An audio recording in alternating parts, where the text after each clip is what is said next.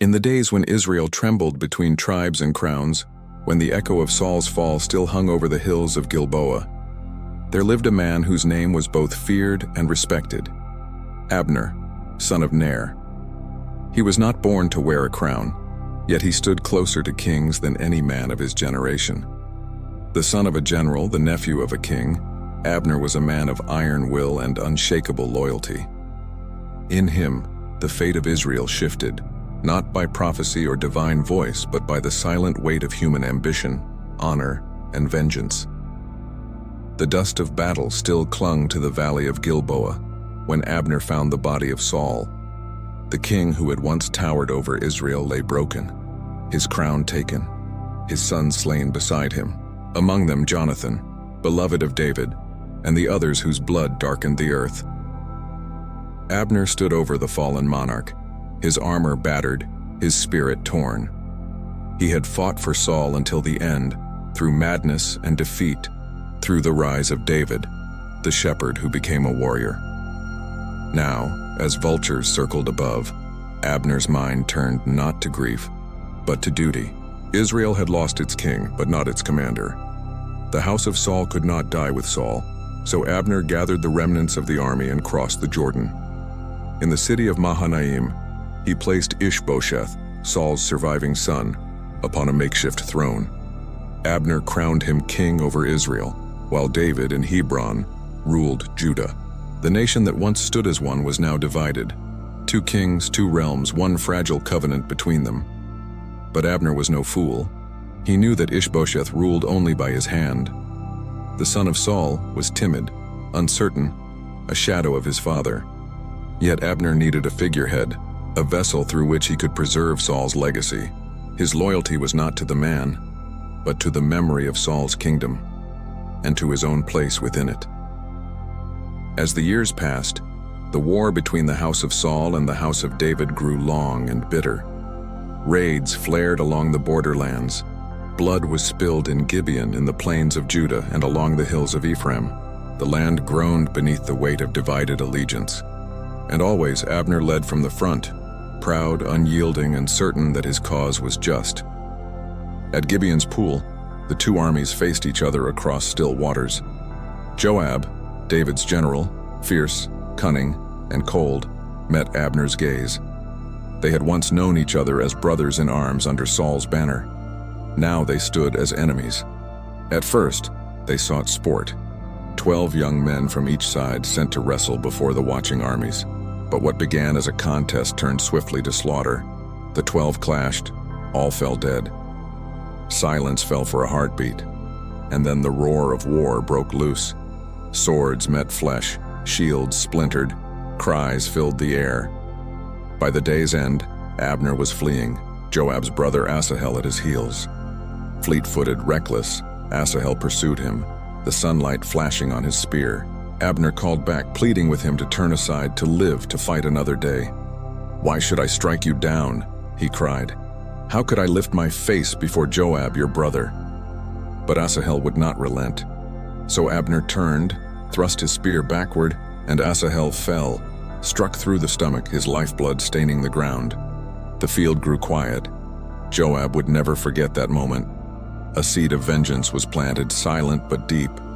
And though Abner's armies escaped that day, the cost was great, not just in blood, but in the growing shadow of retribution that followed him.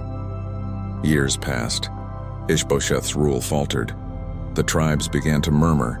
The strength of David in Hebron could no longer be denied. His victories multiplied. His fame spread like fire through dry grass. Even among Saul's former men, hearts began to turn toward the shepherd king.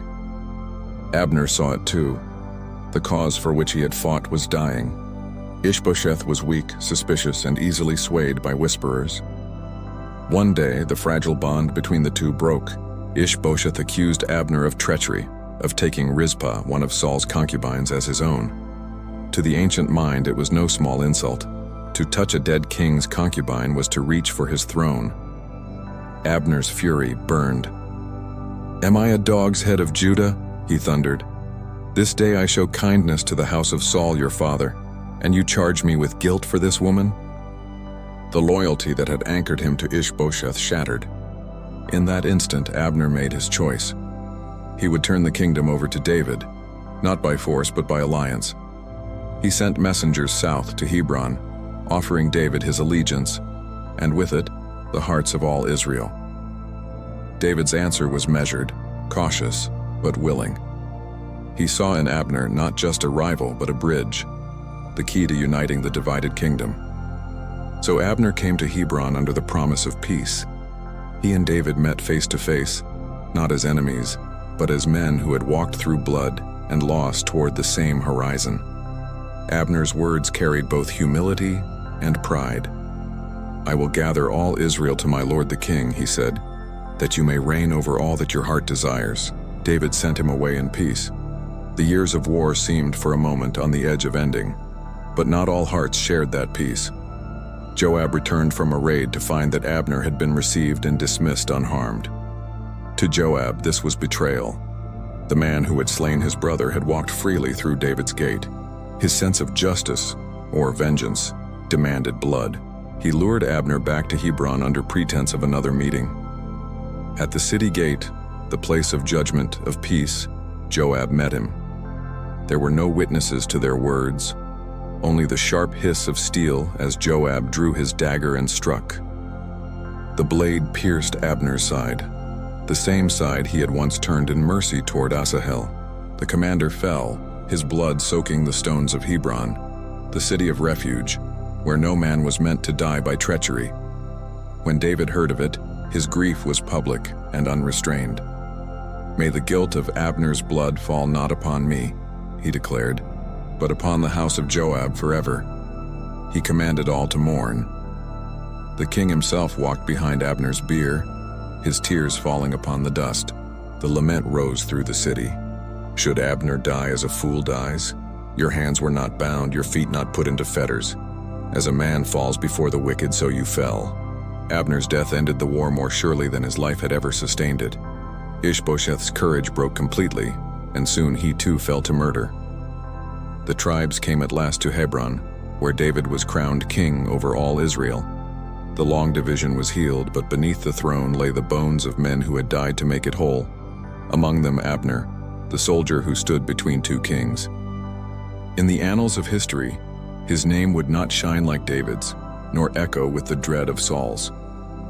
Yet in the shifting balance of power, Abner was the hinge upon which kingdoms turned.